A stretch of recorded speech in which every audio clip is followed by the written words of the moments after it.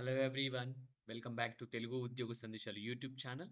ఈ వీడియోలో మీ ముందుకు వండర్ఫుల్ గవర్నమెంట్ జాబ్ ఆపర్చునిటీతో రావడం జరిగింది. ఆంధ్రప్రదేశ్ గవర్నమెంట్ నుంచి అఫీషియల్‌గా రిలీజ్ అయిన ఫారెస్ట్ సెక్షన్ ఆఫీసర్‌కి సంబంధించిన నోటిఫికేషన్ గురించి డిస్కస్ చేసుకుందాం. మనకు ఆల్మోస్ట్ 100 వేకెన్సీస్‌తో మన ముందుకు ఈ నోటిఫికేషన్ అయితే అఫీషియల్‌గా రిలీజ్ అయింది. ఎటువంటి ఎక్స్‌పీరియన్స్ లేకుండా ఆంధ్రప్రదేశ్‌లో ఉన్న 26 జిల్లాల్లో ఉన్న ప్రతి ఒక్క మేల్ అండ్ ఫీమేల్ అభ్యర్థులు అందరూ అప్లై చేసుకునే జాబ్ నోటిఫికేషన్ అన్నమాట ఇది. జాబ్‌లో చేరగానే ఆల్మోస్ట్ 50,000 వరకైతే సాలరీ వస్తుంది గైస్. సో, ఒక వండర్‌ఫుల్ జాబ్ ఆపర్చునిటీ అని చెప్పుకోవచ్చు మనం. ఈ వీడియోలో క్లియర్ కట్ కంప్లీట్ ఇన్ఫర్మేషన్ ఈ నోటిఫికేషన్ సంబంధించి అయితే డిస్కస్ చేసుకుందాం. వీడియో స్కిప్ చేయకుండా ఎండ్ వరకు చూడడానికి ట్రై చేయండి. Okay. So, without any delay let us get into the official notification guys. Official notification గనుక చూస్తున్నట్టయితే మనకు Andhra Pradesh public service and commission నుంచి రావడం జరిగింది. దీనికి సంబంధించిన వెబ్‌సైట్ లింక్ కూడా మన యూట్యూబ్ వీడియో డిస్క్రిప్షన్‌లో పేస్ట్ చేశాను. అది గనక క్లిక్ చేసి ఇలా పేజ్ అనేది ఓపెన్ అవుతుంది. సో, ఓపెన్ అయిన తర్వాత రిక్రూట్‌మెంట్ నోటిఫికేషన్‌లో చూసుకుంటే మనకు ఫస్ట్ లింక్ అనేది మీరు క్లిక్ చేస్తే గనక నోటిఫికేషన్ అనేది డౌన్‌లోడ్ అవుతుంది. సో, ఈ నోటిఫికేషన్ సంబంధించి డీటెయిల్స్ అయితే డౌన్‌లోడ్ అయ్యాయి. దాని గురించి ఇప్పుడు క్లియర్ కట్ డిస్కషన్ అయితే చేసుకుందాం. అఫీషియల్‌గా మనకు Andhra Pradesh public service commission Vijayawada నుంచి నోటిఫికేషన్ రిలీజ్ అయింది. నోటిఫికేషన్ డేట్, నంబర్ కూడా క్లియర్‌గా ఇచ్చారు. డేట్ కూడా మనకు 22 జులై అని క్లియర్‌గా మెన్షన్ చేయడం జరిగింది. For the direct recruitment for the post of forest section officer in AP forest subordinate office అని కూడా క్లియర్‌గా మెన్షన్ చేశారు. మనకు పారా 1 చూసుకుంటే మనకు అప్లికేషన్స్ వచ్చేసి ఆన్‌లైన్ మోడ్‌లో మాత్రమే రిక్రూట్‌మెంట్ చేస్తున్నారన్నమాట. For the position of forest section officer అన్నమాట. టోటల్ 100 వేకెన్సీస్‌తో మన ముందుకి నోటిఫికేషన్ వచ్చింది మనకు. బేసిక్ పే చూసుకుంటే మనకు 33,270 నుంచి 1,01,970 వరకైతే బేసిక్ పే ఉంటుంది. జాబ్‌లో చేరగానే ఆల్మోస్ట్ 50,000 వరకే సాలరీ వస్తుంది. ఏజ్ క్రైటీరియా చూసుకుంటే మనకు 18-30 సంవత్సరాల మధ్యలో ఉన్న ప్రతి ఒక్క మేల్ అండ్ ఫీమేల్ అభ్యర్థులు అందరూ అప్లై చేసుకోవచ్చనమాట. క్యాండిడేట్ వచ్చేసి ఆన్‌లైన్‌లో మాత్రమే అప్లై చేసుకోవాలి. అప్లికేషన్ డేట్ వచ్చి 28 జులై నుంచి స్టార్ట్ అయితుంది. లాస్ట్ డేట్ చూసుకుంటే మనకు 17 ఆగస్ట్ వరకైతే ఉందన్నమాట. ఓకే. సో, మనకొచ్చేసి చూసుకుంటే మనకు ఇనీషియల్‌గా స్క్రీనింగ్ టెస్ట్ అనేది కండక్ట్ చేస్తారు. స్క్రీనింగ్ టెస్ట్ పాస్ అయితే గనుక మెయిన్స్ ఎగ్జామినేషన్ ఉంటుంది. మెయిన్స్ ఎగ్జామినేషన్ తర్వాత మనకొచ్చేసి ఫిజికల్ టెస్ట్ అనేది ఉంటుంది. మనకు వాకింగ్ టెస్ట్ అనేది ఉంటుంది. దాని తర్వాత మనకొచ్చేసి మెడికల్ సర్టిఫికేట్ ప్రొవైడ్ చేయాల్సి ఉంటుంది. మెడికల్ ఆఫీసర్ నుంచి సివిల్ అసిస్టెంట్ సర్జన్ నుంచి దాని తర్వాత మనకు కంప్యూటర్ ప్రొఫిషియన్సీ టెస్ట్ అయితే ఉండడం జరుగుతుందనమాట.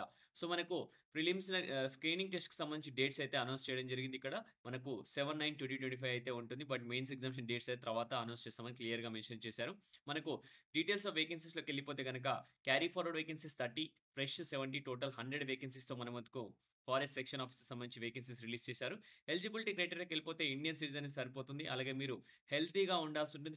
ఫిజికల్ ఫిట్‌నెస్ చాలా బాగుంటే సరిపోతుంది. అలాగే క్యారెక్టర్ కూడా బాగుండాలి. క్యారెక్టర్ సర్టిఫికేట్ ఇవన్నీ కూడా తీసుకోవడం జరుగుతుంది కాబట్టి సో, అలా ఉంటే సరిపోతుంది. సో, ఎడ్యుకేషనల్ క్వాలిఫికేషన్స్‌కెళ్ళిపోతే గనక మనకు చూసుకుంటే బ్యాచిలర్స్ డిగ్రీ ఉంటే సరిపోతుంది. దాంతో పాటు బాటనీ ఆర్ ఫారెస్ట్రీ లేదా హార్టికల్చర్ లేదా జువాలజీ, ఫిజిక్స్, కెమిస్ట్రీ లేదా మ్యాథమెటిక్స్, స్టాటిస్టిక్స్, జియాలజీలో చేసిన బ్యాచిలర్స్ డిగ్రీ ఎవరైనా కూడా అప్లై చేసుకోవచ్చు. లేదంటే bachelor's degree in engineering, chemical engineering విభాగం, లేదంటే మెకానికల్ ఇంజినీరింగ్, లేదంటే సివిల్ ఇంజినీరింగ్ లేదా university of India established or corporate by under a central act అని క్లియర్‌గా మెన్షన్ చేయడం జరిగింది.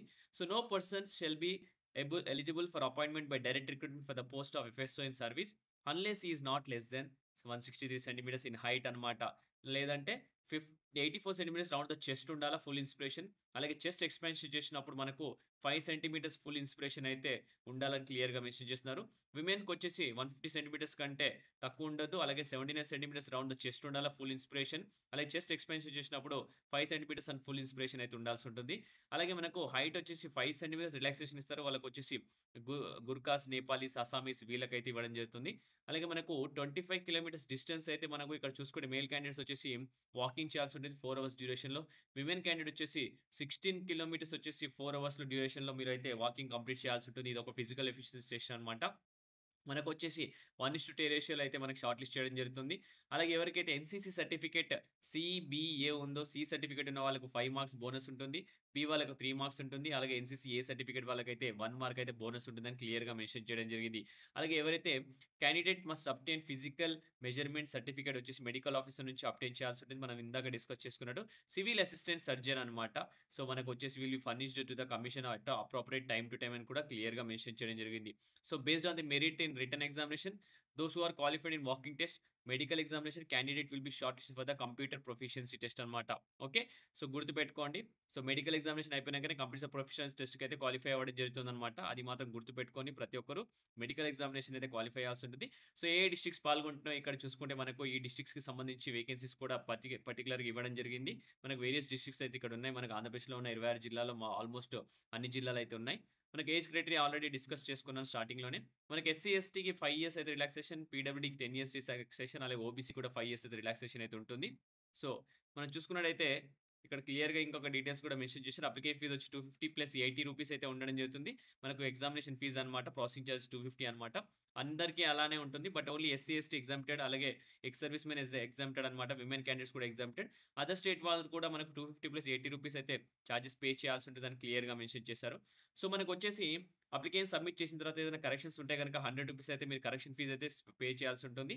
మనకొచ్చేసి ఇక్కడ అనెక్సర్ 2లో మనకు అసలు ఎగ్జామినేషన్ ప్యాటర్న్ ఎలా ఉంటుంది? స్క్రీనింగ్ టెస్ట్ ఎలా ఉంటుంది? మెయిన్స్ ఎగ్జామినేషన్ ఏంటి? దానికి సంబంధించిన డీటెయిల్స్ కూడా మనం డిస్కస్ చేసుకుందాం.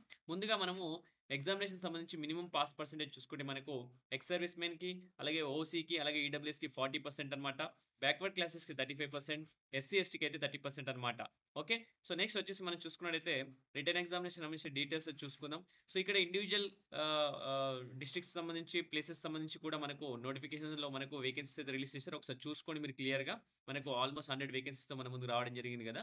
సో, మనకు స్కీమ్ ఆఫ్ స్క్రీనింగ్ టెస్ట్ చూసుకుంటే మనకు పార్ట్ ఏ, పార్ట్ బి ఉంటుంది. Part A 75, part B 75 marks, total 150 మార్క్స్‌కైతే ఉంటుంది. సో, 75 మినిట్స్ అయితే 150 మినిట్స్ అయితే ఇవ్వడం జరుగుతుందన్నమాట. ప్రతి ఒక్క నెగెటివ్ ఆన్సర్‌కి 1/3 మార్క్ అయితే డిడక్ట్ చేయడం జరుగుతుందన్నమాట స్క్రీనింగ్ టెస్ట్‌లో. ఓకే. స్క్రీనింగ్ టెస్ట్ సంబంధించి మనకు ఆబ్జెక్టివ్ టైప్ ఉంటుంది. మనకు ఇక్కడ క్లియర్‌గా మెన్షన్ చేయడం జరిగింది. స్క్రీనింగ్ టెస్ట్ వచ్చేసి మనకు ఆబ్జెక్టివ్ టైప్, అది కూడా ఓఎంఆర్ బేస్డ్‌లో ఉంటుందని క్లియర్‌గా మెన్షన్ చేయడం జరిగింది. దానికి సంబంధించి మీకొచ్చేసి సిలబస్ కూడా ఇక్కడ మెన్షన్ చేశారు. ఎవరికైతే సిలబస్ గురించి చూసుకోవాలనుకుంటున్నారో వాళ్ళు ఒకసారి క్లియర్‌గా చూసుకోండి. ఇప్పుడు మెయిన్స్ ఎగ్జామినేషన్ సంబంధించి మనం ఎగ్జామినేషన్ ప్యాటర్న్ చూసుకుంటే మనకొచ్చేసి క్వాలిఫైయింగ్ టెస్ట్ ఉంటుంది ఇనీషియల్‌గా. జనరల్ ఇంగ్లీష్ అలాగే తెలుగు ఉంటుంది. మనకు 50 మార్క్స్ ఈచ్ ఉండడం జరుగుతుంది. నంబర్ ఆఫ్ క్వెషన్స్ 100 ఉంటుంది. అలాగే మనకు 100 మినిట్స్ టైమ్ అయితే ఇస్తారు. పేపర్ 1 వచ్చేసి general studies and mental ability మనకు 150 క్వెషన్స్, 150 మినిట్స్, అలాగే మనకు 150 మార్క్స్ మాక్సిమం ఉంటుంది. పేపర్ 2 కూడా మ్యాథమెటిక్స్ అన్నమాట. 150 క్వెషన్స్, 150 మినిట్స్, అలాగే 150 మార్క్స్ అన్నమాట. పేపర్ 3 జనరల్ ఫారెస్ట్రీ, దీనికి కూడా 150 క్వెషన్స్, అలాగే 150 మినిట్స్ ఉంటుంది. అలాగే 150 మార్క్స్ మాక్సిమం ఉండడం జరుగుతుంది. 450 మార్క్స్‌తో మన ముందుకైతే టోటల్‌గా మెయిన్స్ ఎగ్జామినేషన్ అయితే ఉంటుందన్నమాట. దీనికి కూడా 1/3 నెగెటివ్ మార్కింగ్ అయితే ఉంటుంది. సో, ప్రతి ఒక్కరు మెయిన్స్ ఎగ్జామినేషన్ క్వాలిఫై అయిన తర్వాత మీరొచ్చేసి మీ మెడికల్ సర్టిఫికేట్ తెచ్చుకోవాల్సి ఉంటుంది. అలాగే వాకింగ్ టెస్ట్ కూడా, ఫిజికల్ టెస్ట్ కూడా పాస్ అవ్వాల్సి ఉంటుంది. అది అయిపోయిన తర్వాత మీకు కంప్యూటర్ ప్రొఫిషియన్సీ టెస్ట్ అనేది కండక్ట్ చేస్తారు. కంప్యూటర్ ప్రొఫిషియన్సీ టెస్ట్ వచ్చేసి మనకు ప్రొఫిషియన్సీ అంటే automation with usage of computers and associate సాఫ్ట్‌వేర్‌లో మీకు చెక్ చేయడం జరుగుతుంది. డ్యూరేషన్ 60 మినిట్స్ ఉంటుంది. మనకొచ్చేసి 100 మాక్సిమం మార్క్స్ ఉంటాయి.